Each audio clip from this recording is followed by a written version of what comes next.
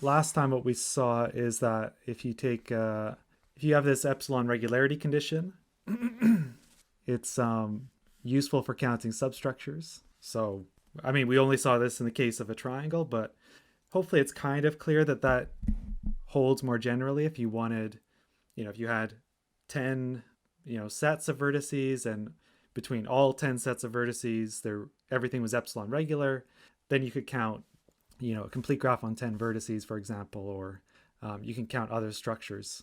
But this is, yeah, so all of it was kind of approximate, where the epsilon is kind of your error term, and that sort of thing. So here's something which sounds way too good to be true.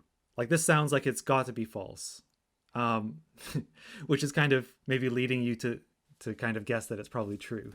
But yeah, so this sounds too good to be true. Like, what I would like to say is that for every epsilon, I would like to say that there's some integer k that depends on epsilon, such that no matter what graph I have, I can partition it into, x1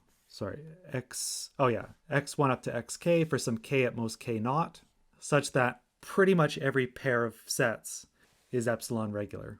And the kind of crucial thing here is that this k doesn't depend. So k, k naught is independent of the number of vertices, dependent of the graph G, basically. So it's a parameter that only depends on epsilon. And this would be useful because if you could do this, then, so imagine I have a very big graph. I kind of break it into these sets, x1 up to xk, up to xk.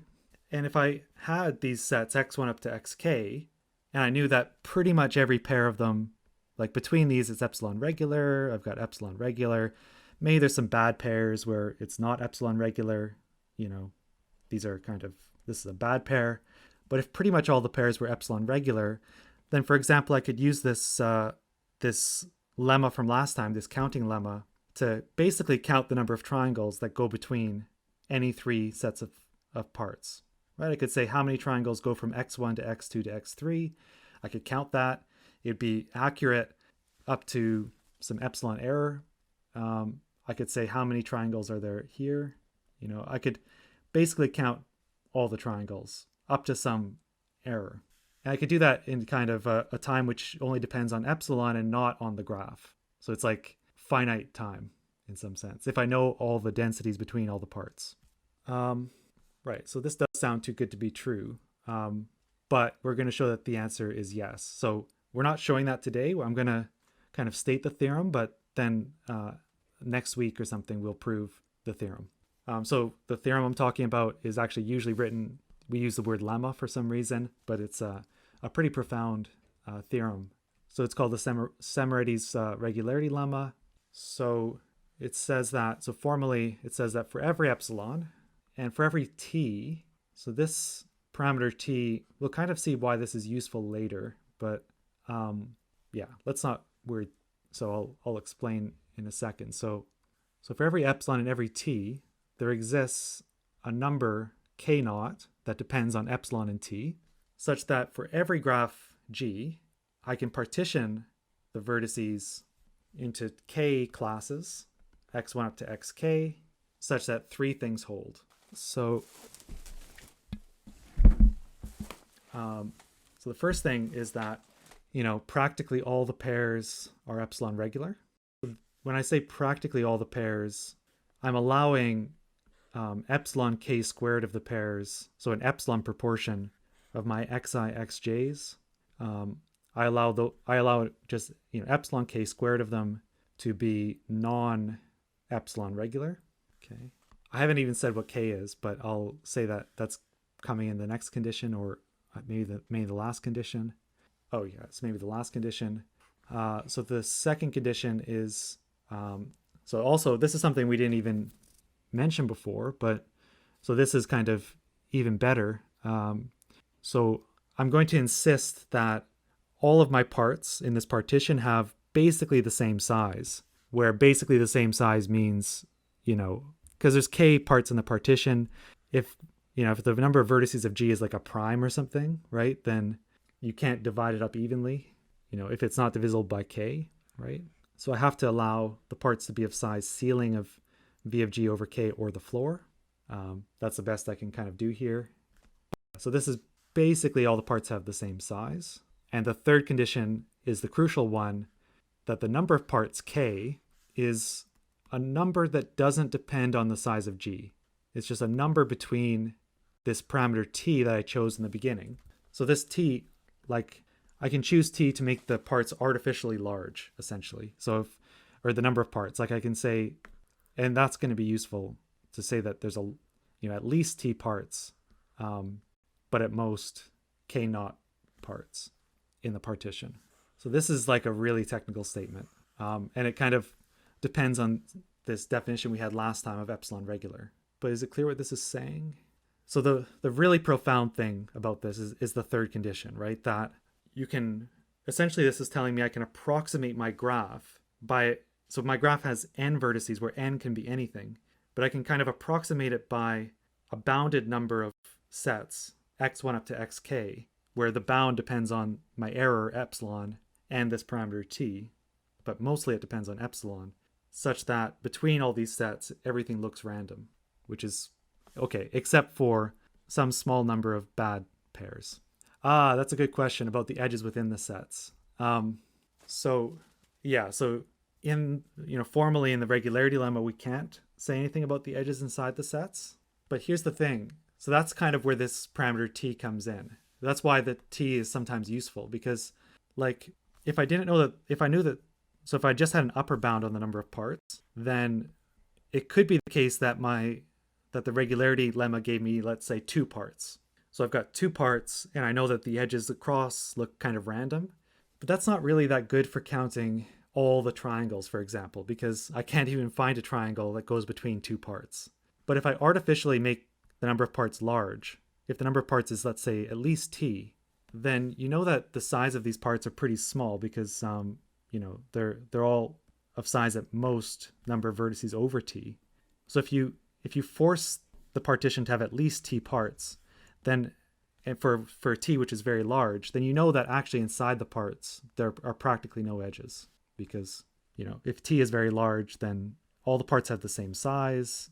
They're all about v of g over t. So you can kind of ignore these edges in some sense, because there's not very many if the number of parts is large. But yeah, that's a good question. You can't really say anything about inside the part. Any other questions? So this kind of comes to like this question, or this like the fact that this regularity lemma, I mean, there's nothing extremal here. There's no extremal problem that we're solving here. I mean, in some sense, we are giving a statement that is kind of redefining what a graph is, right? It's saying that a graph, any graph, is just up to some errors that depend on epsilon. Any graph is just a finite number of chunks with random looking edges between the chunks, where the number of chunks depends on epsilon, which is your kind of error term. But yeah, your error term in the randomness, if that makes sense. The reason why this fits into an extremal combinatorics class is that we're going to use this to prove some extremal results. But otherwise, this is really just a statement about graphs. Yeah, most sets, yeah, so most of the edges are between the sets because they all have the same size. And if I make this t large enough, then all of these things are roughly number of vertices over t. And if t is 1,000, then really the number of edges missing inside of, that you're not counting is quite small. Okay, right. So yeah, I mean, this is just kind of repeating the same thing. So let's say epsilon is 1 over, what is this? 1 over 1,000. What we're saying is that there's a finite number k naught such that I can break it up into k naught pieces such that between all the pieces, it looks random.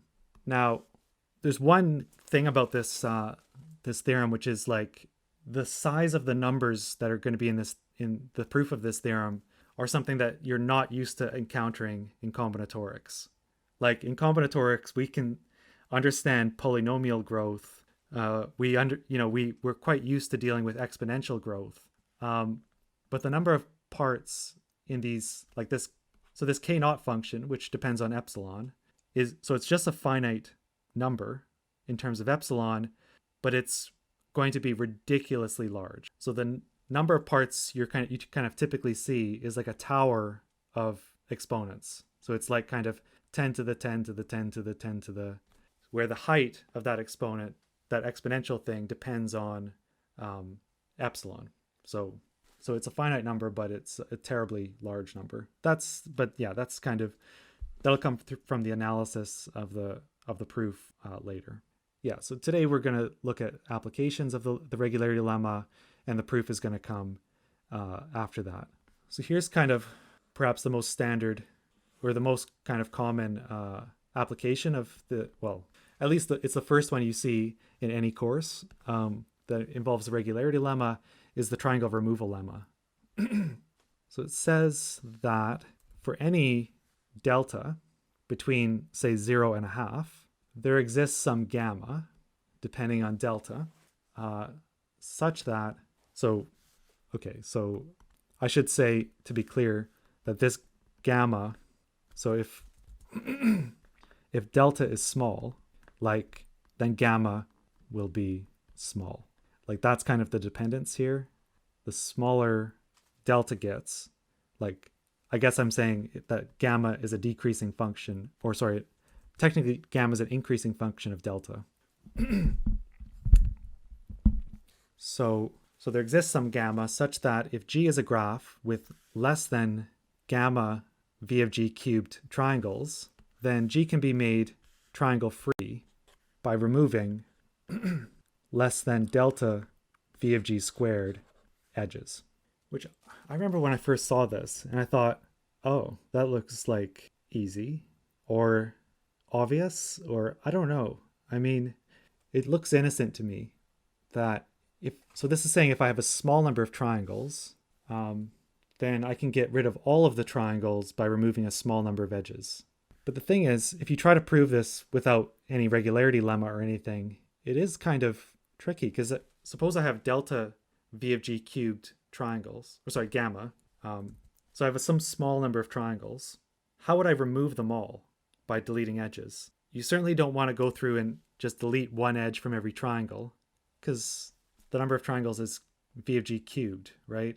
Or gamma times v of G cubed. So, if you try to just remove one in a kind of not a clever way, just an arbitrary way, remove one from every triangle, you might end up removing a lot of edges.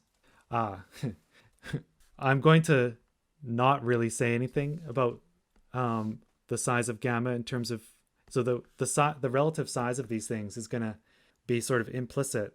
It's going to kind of come from the dependency on the parameters in the regularity lemma. But what I can say about it is that so as delta goes to 0, let's say, gamma goes to 0 ridiculously fast. If you were to go through and figure out what the parameters are, it would be it goes to 0.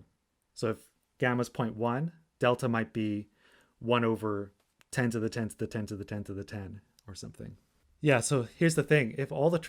Here's the thing. In this kind of situation, all the triangles can't really be disjoint, because if they were all disjoint, you could only have n over 3 triangles. But here we've got something like gamma n cubed. So you should think of number of vertices as n, and n is quite large, or something like that. So you can't really have and the fact that these triangles have to overlap a lot is actually kind of, I mean, we're not going to see why that's important, but it's sort of important. You can kind of more efficiently rip out the edges. But the thing is, you shouldn't do it in a completely mindless way, because then you might end up ripping out a lot of edges.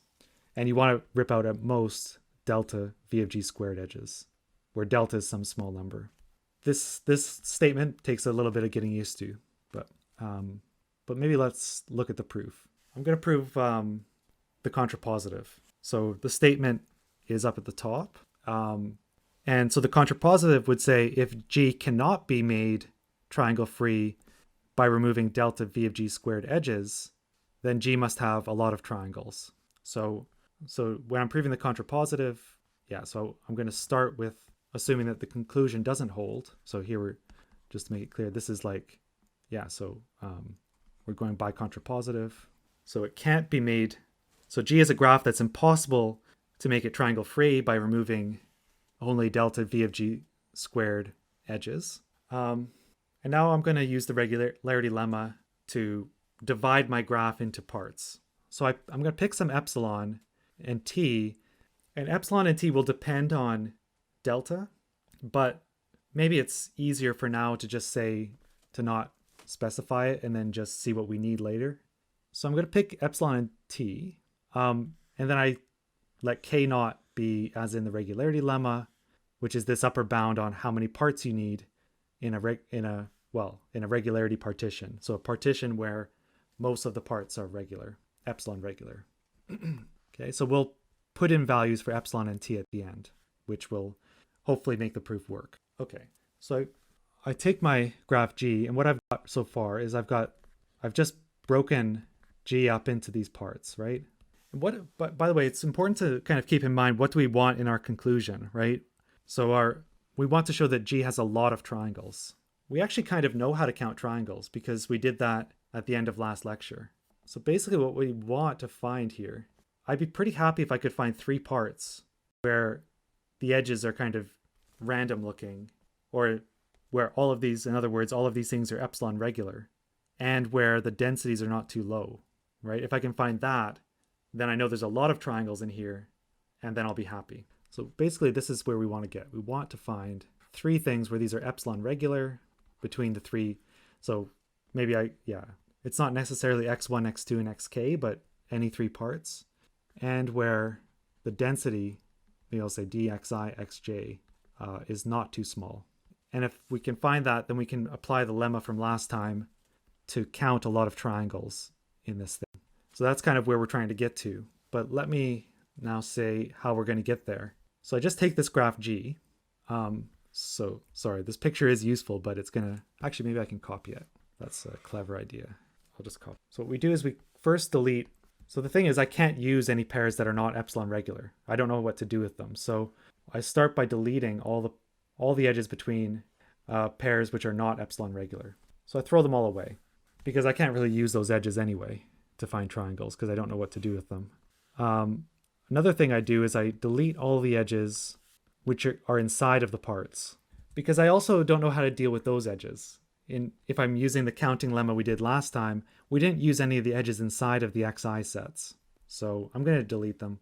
And thirdly, like I said, I need the pairs of sets to be dense enough in order to find triangles. So I'm going to delete the edges between any pair of sets where the density is less than 2 epsilon.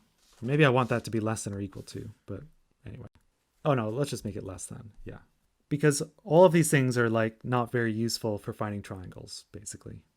So now I want to say, how many edges did I delete?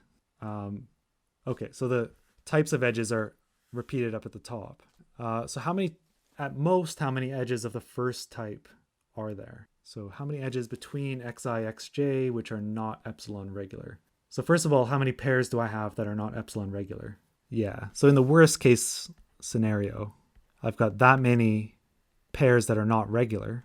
And what can I say about the edges between them? Like how many, I mean, if I wanted to get really detailed, I might be able to say, but I don't actually need very much information. So I'm just going to assume that maybe potentially all of the edges were there. So, and remember, parts all have the same size roughly. So, sorry, what am I writing for? V of g over k squared. Like that's the worst number of edges I could have there is that, which basically cancels to give me something like, it's not, I hate this ceiling. The ceiling sucks, but basically that's at most epsilon times the number of vertices squared, right? Plus a little bit, because the k's cancel, sort of. Okay, so how many of the second type do I have? The edges, yeah, right, exactly. So at the worst, in the worst case, I've got, each part has size at most v of g over k. Let's take the ceiling because it doesn't really matter. And it could be a clique. I have no idea, right? We're not saying anything about these edges. So, but that's going to be at most, let's say, again, maybe I'll say at most approximately v of g squared over k, 2k, because n choose 2 is basically n squared over 2. So I should have a n squared over k squared over 2, but then I've got a k here, so then they cancel, and I get basically this. How many are there such that the density is small? Possibly, yeah. But we're not even going to take that into consideration. So I think for this one, the best I can say is something like, all I'm going to do is, actually, I don't remember what I was going to do for this, but let's see. In theory, maybe all of the pairs are sparse, right? So if I take any, I just go over all the pairs and say, okay, maybe none of them had very many edges. I'd have k choose 2 times 2 epsilon. This doesn't seem like it's going to work. Oh yeah, no, it is going to work. Times v of g over k squared. So this comes from, so k choose 2 is the number of ways to pick two parts. If all of them were sparse, meaning they have density less than 2 epsilon, between the pair, I would see the number of edges would be at most 2 epsilon times the total number of possible edges, which somehow has a floor and a ceiling in it. So here we go, ceiling, which is going to be at most epsilon v of g squared. There's going to be some edges left, but yeah. Because, yeah, this seems very wasteful that I'm taking k choose 2, but it doesn't really matter. Okay, so if I kind of put all of these things together, so these three terms, and probably what I've got on the next slide is something slightly different than that, but, oh wait. If I put all these three terms together, well, the thing is, it's not that many edges, because remember, I get to pick epsilon, so, and I get to pick t, and remember, k is at least t, and I get to pick those things. So I get to pick epsilon. I make epsilon delta over 10. I'm going to make t like 10 over delta.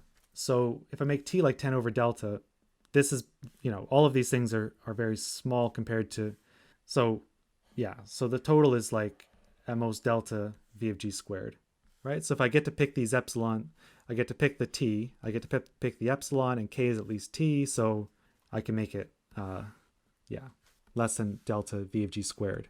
Why do I care about that?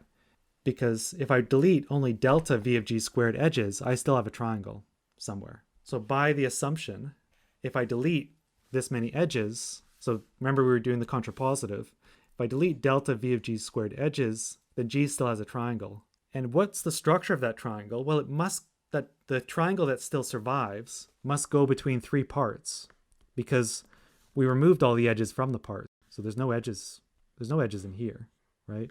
There's no edges in here, there's no edges in here. Like it must have one vertex from three different parts. And moreover, it must it must be between parts that are regular. So this must be epsilon regular, because otherwise I would have ripped those edges out. And that edge, in particular the edge that exists in the triangle, wouldn't be there. And we have the density here must be at least 2 epsilon. Again, because if it wasn't, I would have ripped that edge out, because I would have ripped all the edges between x1 and x2 out. So this one surviving triangle is going to give me a whole kind of boatload of triangles, because it tells me I've got three parts where they're epsilon regular and they have high density. High meaning at least 2 epsilon. So we kind of go back to this counting lemma from last time. So what we've learned is that we've got three parts that all, x1, x2, and x3, where between them, these are regular, epsilon regular, and the density is at least 2 epsilon. And we can just plug in the density, we can just plug in the lower bound from the counting lemma from last time. So each of these d things is at least 2 epsilon. So this is just restating the thing from last time. So each of these has a minus epsilon, but it's at least 2 epsilon, so there's still an epsilon there. The size of x1, size of x2, size of x3, this product, like each of these things is at least the floor of n over k. So together they make the floor of n over k cubed. So if you kind of plug everything in, you get that G has at least this many triangles, where epsilon is some, the function of delta that we found before. It's like delta over 10. And this k naught of epsilon t comes from regularity. So it's like we don't get to control that. It just comes from the regularity lemma. But now we're done, because I can just let gamma be equal to this number we got here. And yeah, G has at least that many triangles. So if G cannot be made triangle free by deleting delta edges, then G has at least gamma n cubed triangles, where at the end I defined gamma to be this. But this is just a function of delta because epsilon is a function of delta and so is t. So this is just a function of delta. Oh, actually maybe the 2 should have been on the denominator. Anyway, don't worry too much about that too. But yeah, the floor is kind of annoying. So maybe you put the 2 on the bottom and then you're safe. So this is, I mean, it's kind of an extremal problem. Maybe it's a weird extremal problem. I don't know. But, you know, here's the assumption we're going to make. Suppose you have a graph where the assumption is that every edge is contained in most L triangles. And then we want to ask, how many triangles can G have? And, well, okay, I mean, if you just take the answer to the pole, like if I kind of reverse this and say T is equal to 2/3 of the number of edges, right? Then what you can say is that, okay, the number of triangles, okay, here I'm dealing with L equals 2, but it doesn't really matter. Like the number of triangles is at most linear in the number of edges, which would easily give you like that the number of triangles is big O of n squared, because the number of edges is, you know, obviously big O of n squared, at most a constant n squared. But what's harder is to prove what we're going to prove today. Again, you know, assuming the regularity lemma, which we haven't proven yet and we'll prove next week. But assuming the regularity lemma, what we'll show is that the answer is little o of n squared. meaning that for all epsilon, so just kind of unpacking what do I mean by little o of n squared. For all epsilon, there exists some n naught of epsilon such that if n is at least n naught of epsilon, then the answer to this question, like the number of triangles, is at most epsilon n squared. This is just like equivalent to like, what do I mean by little o of n squared? So in this gray box. Okay, so is it clear what we're trying to prove? So, oh yeah, so this is what I already said that like, okay. So what we're going to use again is this lemma we proved last time, the triangle removal lemma. So what did that say? So for every delta, so delta, think of delta as being a small number. So it's at most less than a half, but think of it as being close to 0. So for every delta, there is a even smaller gamma.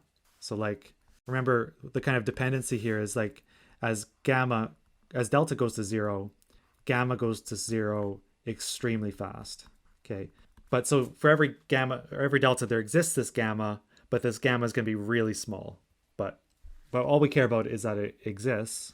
So for every delta, there's some gamma such that a graph with n vertices and less than gamma n cubed triangles can be made triangle free by removing at most delta n squared edges. Let's suppose you have a graph, every edge, you know, G is a graph such that every edge is in at most L triangles. Right. We want to show that the number of triangles is at most, let's say, epsilon n squared, where, so epsilon is something we choose from the start, okay? And the number of vertices in the graph, n, is at least some kind of function of epsilon. Right, so the number of triangles, what we can say is that, kind of using this idea from the pole, so if I take like the number of triangles containing uv over all the edges, so that's equal to 3 times t, right? That'll count every triangle. So t is the number of triangles. And on the other hand, each of these numbers here, tuv, is at most L. So this is at most then L times the number of edges. At most L n squared over 2. Fine. Okay. Which is the same thing. I'm going to write something silly here, but it's L n cubed over 2 times n. I just did the opposite of canceling an n, right? I just put an n on the top and the bottom. But what I want to do is use this assumption that the number of vertices is very large, where I get to choose this lower bound based on epsilon. Okay, so this is going to be at most, you know, L over 2 n naught n squared, or sorry, n cubed. And the point is I can pick, if I pick up n naught very large, so for large n naught, I can assume that, you know, So it's hard to kind of keep the quantifiers clear with these things, but you know, I've chosen my epsilon. I get to choose n naught with respect to epsilon. Okay. And let me just peek ahead. Yeah, so I can choose n naught large enough so that L times n over n, sorry, L over 2 n naught, I can make that less than gamma of delta. I haven't told you what delta is, but I'll tell you now. So delta is going to be epsilon over L, where this gamma is the number that comes out of the triangle removal lemma. So actually the whole proof so far is, so is it clear what, so I know I've kind of been messing this up, but so this is our assumption, right? We have epsilon positive, graph where every edge is in at most L triangles. What we want to show is that the number of triangles is small, that it's at most epsilon n squared. Okay, so here's the proof. We do the same calculation as in the pole, except that this time, instead of knowing that each edge is in at most 2 triangles, we know that each edge is in at most L triangles, but otherwise it's the same. Okay, I don't know why I'm doing this gray thing, but so, and then if you plug in your lower bound on n, you can write it like this. And then if I let n not be very large, I can assume that this constant in front of n cubed is less than gamma of delta, where gamma comes from the triangle removal lemma. And the triangle removal lemma says that if I have less than this gamma number of triangles, gamma n cubed triangles, then I can make this graph triangle free by removing only epsilon n squared edges. So by triangle removal, or yeah, oops, yeah.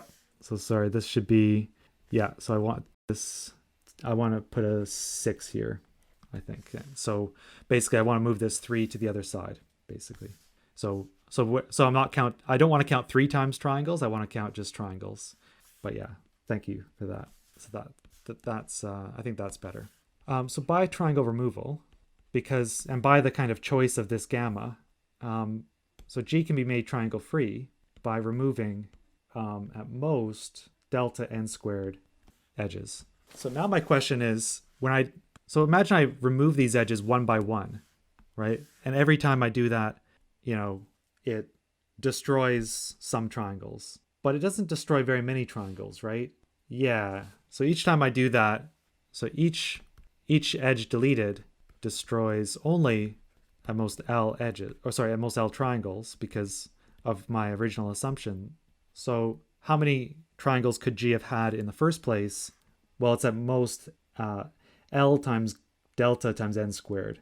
So G had at most L times delta times n squared triangles to begin with, but L times delta times n squared is just epsilon n squared.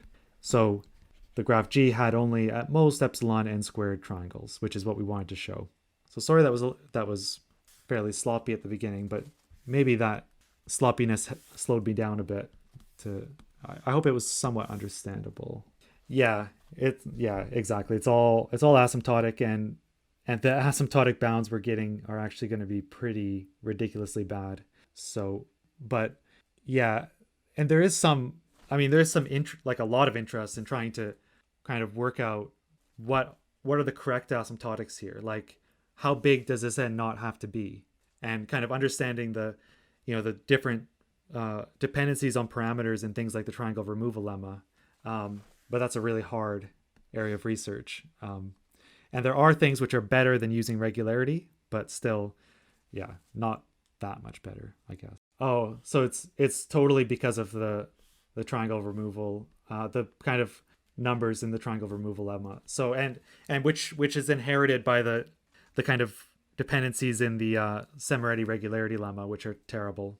It turns out if you go to try to prove the triangle removal lemma without proving regularity, you can improve the bounds somewhat, which is interesting, but they're still pretty scary really bad numbers. Yeah, so there was a question about the gamma delta. So that is just the gamma of delta that you have in the so there what I'm doing is I'm citing kind of this gamma here in the triangle removal lemma.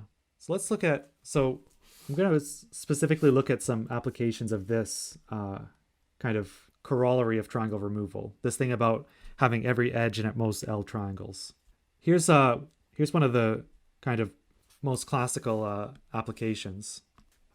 This might be the only application we have time for, but that's okay. So if has anyone heard of an arithmetic progression? I mean, it's basically like, I guess, maybe of arithmetic, I don't know, sequences or something. So an arithmetic progression is just a sequence of numbers. So these are all natural numbers, such that there's some number d, which is, let's say, non-negative, such that the ith element of the sequence is equal to the I minus 1th element plus d. So for example, if I take 3, 9, 15, 21, 27, like to go from one to the next, what I do is I add 6. So this is an arithmetic progression of length 5, right? This one is another arithmetic here I guess I went on further, but if I stop it there, then it's length 5. And yeah, so it's just that you have a common difference between consecutive elements. We say that it's a trivial arithmetic progression if the common difference is 0. So for example, if I just take 5, 5, 5, 5, that's a trivial arithmetic progression. So this seems completely unrelated to triangles and stuff, but it's going to come in a minute. Yep. You could call that a trivial one as well. So if I just have the number 7 or something, then that's also a trivial one. But also if it's anything that stays constant the whole time, including something of length 1. But finding an arithmetic progression of length 1 is pretty easy. So what we're interested in is like, you have a set of numbers and can I find an arithmetic progression of a certain length? But yeah. Okay, so here's specifically the theorem we're going to prove using this triangle things. So what it says, so this is Roth's theorem. It says that for every delta positive, there exists n naught of delta, so that if n is at least n naught, then every subset of 1 up to n, so remember this thing is 1 up to n, which has at least like a delta proportion of the elements, so the size of A is at least delta n, contains a non-trivial, so I'll call it a 3-term or length 3, whatever, arithmetic progression. Well, yeah, that's all. So arithmetic progression. So as you can see, it's like terrible to keep repeating this word arithmetic progression if you write it out. So I'm going to call this a 3AP. So is it clear what this is saying? If I have let's say if I let delta be 0.000001, then it says that as long as n is big enough, if I take my 0.000001 percentage of, or whatever, like proportion of the elements 1 up to n, no matter how I do it, it'll always contain an arithmetic progression of length 3. So you can't avoid these things if you take a kind of positive percentage of the elements. Is this statement okay? Right. So nothing really looks like a graph yet, but let's turn it into a graph. So at the top here, I've just restated, this is just a restatement of the theorem above this blue line. So let's get into the proof. So we're going to construct a graph based on this set A. So I let G be a graph with 9n plus 3 vertices. So you'll see where that comes from in a second. Defined as in the following picture. So so you got a set X here, right, with vertices x0, x1, x2 up to x sub 3n. You've got a set Y here. Again, like the elements are indexed, it's, from 0 up to 3n. And then same thing here, Z, where the indices go from 0 up to 3n. The reason I want to go up to 3n is because I'm going to be adding indices and stuff like that. So I don't want, sometimes if I add numbers between like 1 and n, okay, it might end up being between 1 and 2n, or if I add 3 of them, then it's between 1 and 3n. I don't want to worry about that. So so this is what I do. So that's the vertex set. Now what are the edges? So I put an edge here between all these different parts, there's kind of a slightly different edge condition.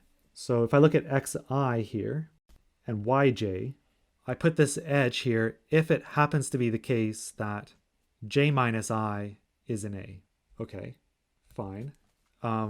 so this pair of sets y and if I look at y and z, it's kind of similar. So I put an edge from yj to zk if k minus j is in A. Okay, it's kind of the same except the one being subtracted was the x thing from the y thing, and here I've got the z thing minus the y thing.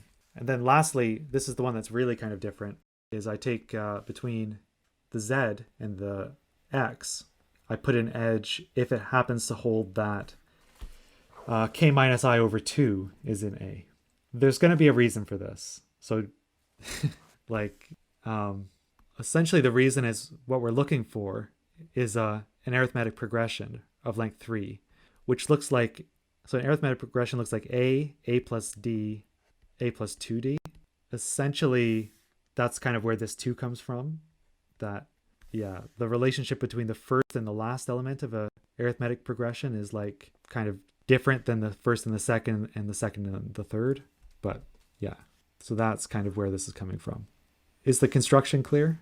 So it's just, compute these algebraic things and say if it's an A, then put an edge. Okay. So what we don't really quite understand is why we care about this. So what we're going to show is that, we're going to show that this is one of these types of graphs that we understand, like a graph where every edge is in a bounded number of triangles. In fact, what we're going to show is that every edge is in only at most one triangle. And then we're going to show, and then that's going to tell us that the number of triangles is small. And we're going to get some sort of contradiction from that. It's going to be, I can't remember exactly what ends up forming the AP, whether it's IJK. Yeah, I guess it probably will be. Or no, sorry. It'll be so when we add these edges, I don't know about I and J, whether they're in A, but what you know is that J minus I is an element of A. We want to find 3 elements of A that make an arithmetic progression. So it's kind of going to be J minus I, K minus I over 2, and K minus J, maybe? Something like that. 3 elements of A, it has to be. But that's a good question. I always get confused with this thing. Also, here's another thing. I, J, and K might not even be in 1 up to n, right? Because I've got numbers like 3n here. So anyway, okay. So I want to show that every edge is in at most one triangle. This is going to come from basically these equations. That's to show that every edge is in at most one triangle. Basically you want to say that if I know that xi is adjacent to xyj, then there's only one choice of the z that could possibly work with that edge. But let's look at a triangle first of all. Okay, so we want to show every edge is in at most one triangle, and we're going to consider an edge. We're probably going to let's think about a triangle and look at the edges in it and say that none of them could be in another triangle. That's a good way to do it. So we start with the triangle xi, yj, zk, and by the fact that this is a triangle, we know that some algebraic things hold. So that we know that j minus I is an element of A, k minus j is an element of A, k minus I over 2 is an element of A, just by the edge condition. And I want to say that for this kind of generic triangle, or arbitrary triangle, I want to say that none of those 3 edges can be in another triangle, and then that will prove my claim. Is that clear? So, okay, So if there were no triangles, I could just say there are no triangles, but if I assume there is a triangle, I can show that none of those edges are in a second triangle. Okay, so this is just rephrasing what we've said before, that these things hold. So, okay, now comes this thing about 3-term arithmetic progressions. So if I take j minus I, k minus I over 2, k minus j, those are 3 elements of A, because by this. And if you think about it, these are an arithmetic progression, where the common difference is this kind of weird thing, d, which is I minus 2j plus k over 2.